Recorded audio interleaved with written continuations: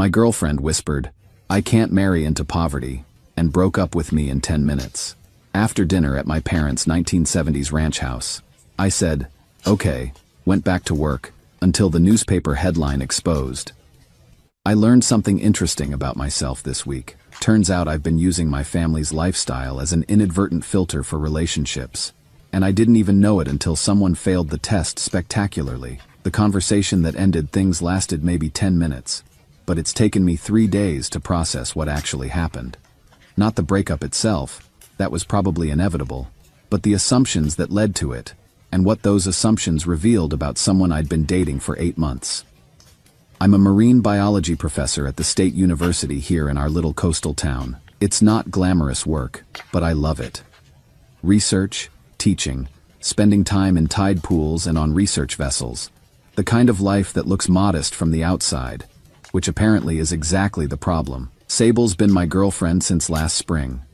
She works in pharmaceutical sales, drives a leased BMW, lives in one of those new downtown condos with the floor-to-ceiling windows. Smart, ambitious, always dressed like she stepped out of a business magazine. We met at a conference mixer, and I was honestly surprised someone like her would be interested in a professor who shows up to dinner dates with sand still in his hair. Last weekend was the first time I'd brought her home to meet my parents. Not because I was hiding anything, but because my folks live about an hour up the coast in the same house I grew up in, and our schedules hadn't aligned until now. The drive up was fine. Sable seemed excited, asking questions about my childhood, making jokes about meeting the people who made me who I am. Normal relationship milestone stuff. Then we pulled into my parents' driveway. Their house is a 1970s ranch style.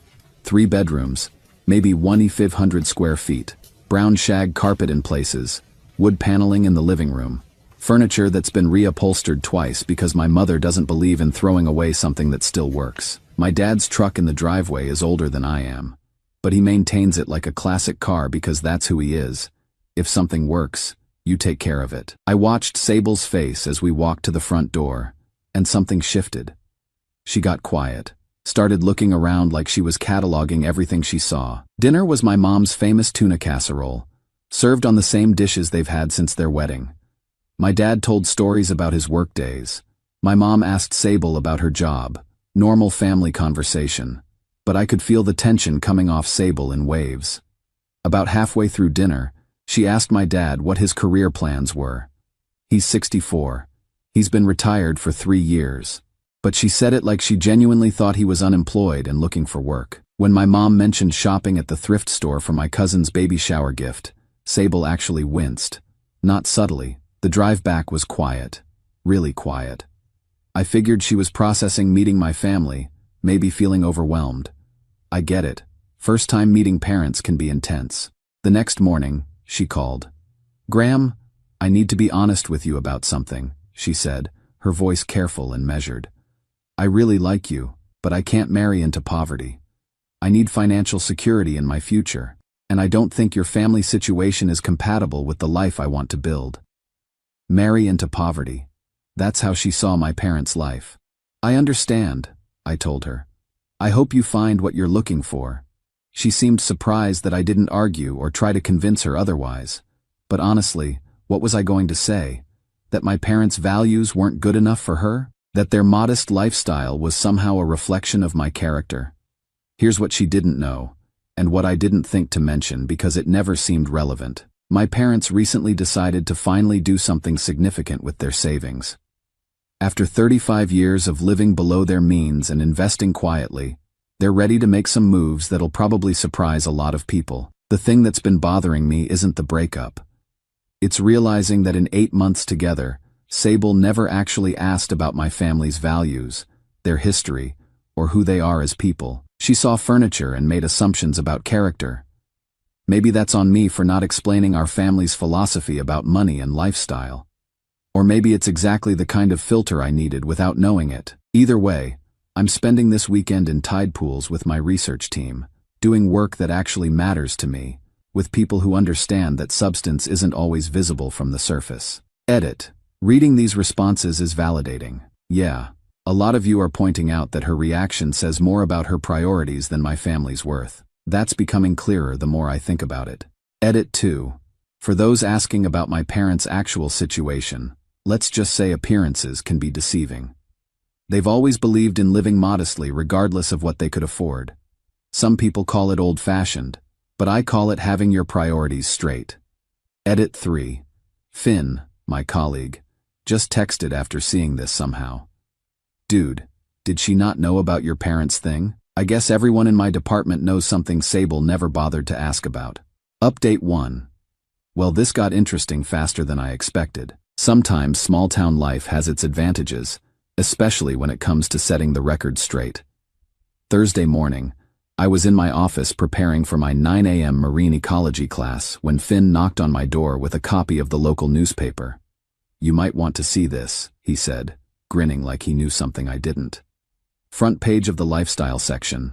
Local couple makes anonymous $50 million donation to new marine research facility. The article described how Robert and Margaret Lott, my parents, had quietly donated enough money to fund an entire research center focused on coastal ecosystem preservation. The facility's going to be called the Graham Lott Marine Research Center.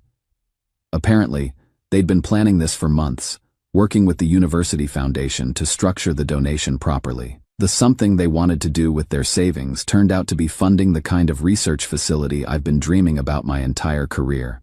The article mentioned that Robert had built and sold a regional waste management company for substantially more than anticipated market value, and that both he and Margaret had been longtime supporters of environmental education who preferred to give back quietly. $50 million. From the people Sable thought were living in poverty. By lunch, my phone was buzzing with texts from colleagues, friends, even former students who'd seen the story. The university president called to congratulate me personally. The dean mentioned they'd be fast-tracking my tenure review. But the strangest call came around 3 p.m. from a number I didn't recognize. I let it go to voicemail. Then it called again. And again. Finally, I answered. "Graham? This is Sable. I saw the newspaper article." The tone of her voice was completely different from our last conversation. Nervous. Almost breathless. "I think there might have been some kind of misunderstanding about your family's situation," she continued. "I feel terrible about how things ended between us. Could we maybe talk?" I told her I'd think about it and hung up.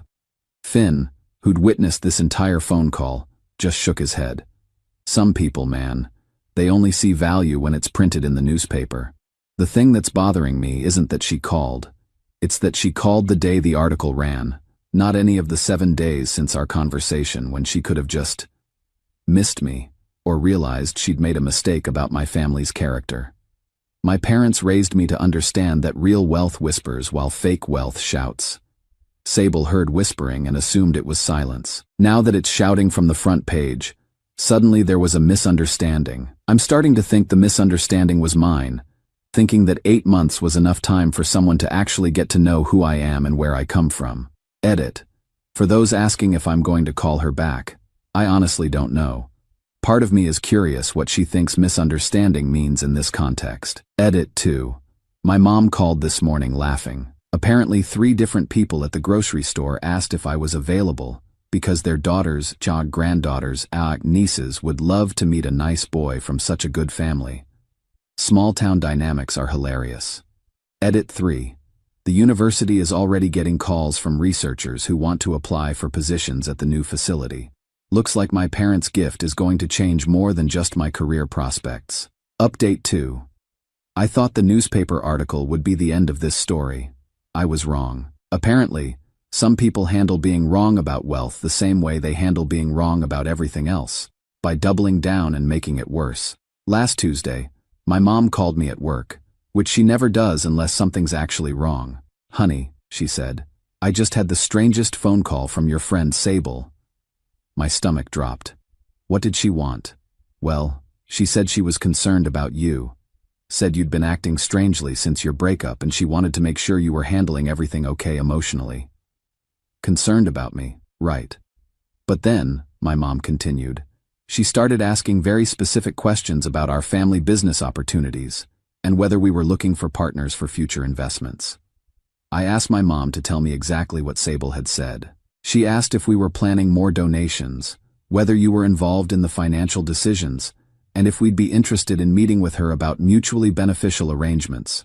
She kept calling me Mrs. Lot like we were in a business meeting. My mother, who taught elementary school for 30 years and can spot manipulation from across a playground, had recorded the entire conversation. "I've learned to document things when people say one thing but mean another," she explained. Wednesday morning, I was setting up equipment for a research dive when I saw Sable's BMW pull into the university parking lot. She'd driven an hour up the coast to find me at work. She walked into the marine science building like she belonged there, wearing a business suit and carrying a leather portfolio. Several of my students stopped what they were doing to stare. "Graham," she said when she found me in the equipment room, "I'm so glad I caught you. We really need to talk." Finn was organizing dive gear nearby, close enough to hear everything. "I owe you a huge apology," Sable continued. "I completely misunderstood your family's situation. I feel terrible about how I judged your parents' lifestyle choices. Like modesty was a quirky preference instead of a value system. The thing is," she said, opening her portfolio, "I've been thinking a lot about us, and I realize I made a mistake. I was so focused on financial security that I didn't see the bigger picture." She pulled out what looked like a business plan. "I've been researching marine conservation investments.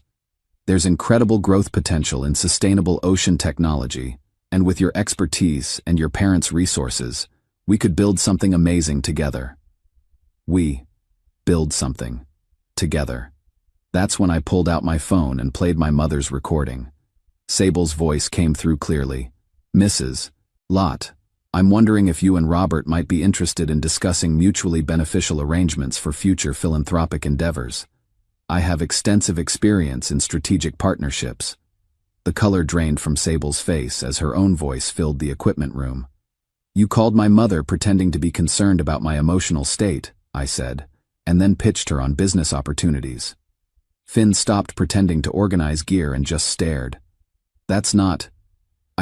I was concerned," Sable stammered.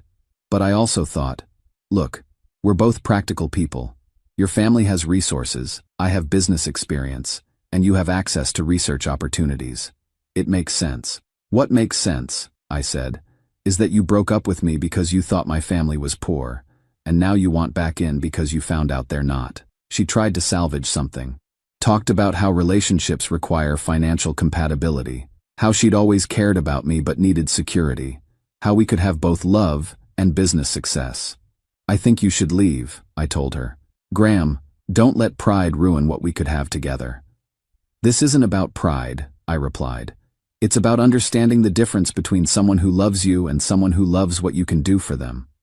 After she left, Finn just looked at me and said, "Dude, that was the most mercenary thing I've ever witnessed outside of a nature documentary." My parents called that evening. They'd heard about the visit through the small-town communication network. "We're proud of how you handled that," my dad said. "Some people see opportunities where they should see relationships. The strangest part is that I'm not even angry. I'm just clear about the difference between someone who wants to be with you and someone who wants what comes with being with you." Edit. For those asking if I'm worried she'll try to contact my parents again, my mom's exact words were, "Let her try." 30 years of dealing with manipulative parents who wanted special treatment for their kids taught her to spot and shut down that behavior immediately. Edit 2. The business plan she showed me was actually pretty detailed. She'd clearly spent time researching marine conservation funding. I almost respect the effort if it wasn't completely designed to benefit her. Final update. I wasn't planning to update this story again, but enough has changed that it feels worth sharing the conclusion. Especially for anyone who's wondered whether walking away from someone who only values you for your circumstances ever leads anywhere good. 2 years later, my life looks completely different in all the best ways. The Marine Research Center opened last fall, and I'm the youngest department head in the university's history. The work we're doing on coastal ecosystem preservation is getting national attention, and I wake up every morning excited about the problems we're solving.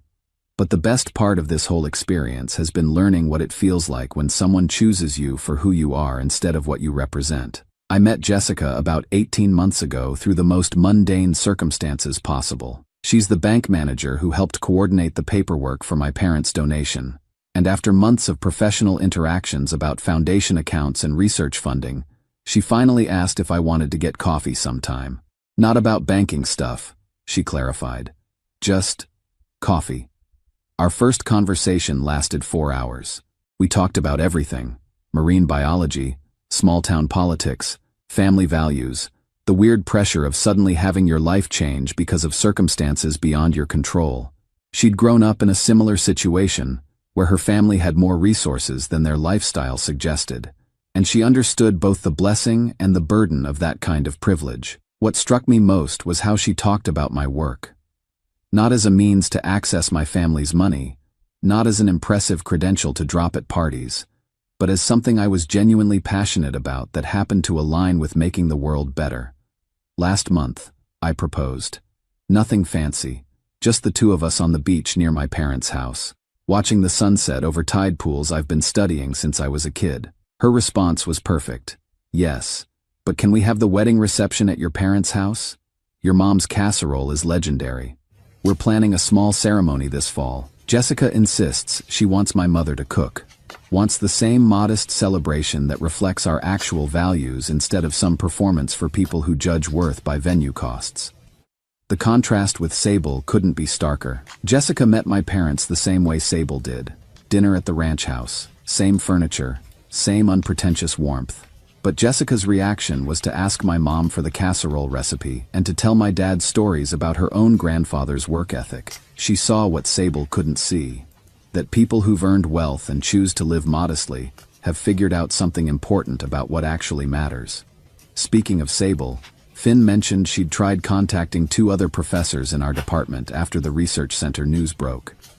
Apparently word spread about her approach to my family, and she moved to a different city sometime last year. I hope she found whatever she was looking for, but I'm grateful it wasn't with me. The funniest part of this whole story is that my parents' gift has attracted exactly the kind of attention they were hoping to avoid. Regional newspapers, university publications, even a small feature in a national magazine about quiet philanthropy. My mom finds the whole thing mortifying, while my dad keeps joking that they should have donated anonymously. But the attention has led to something meaningful.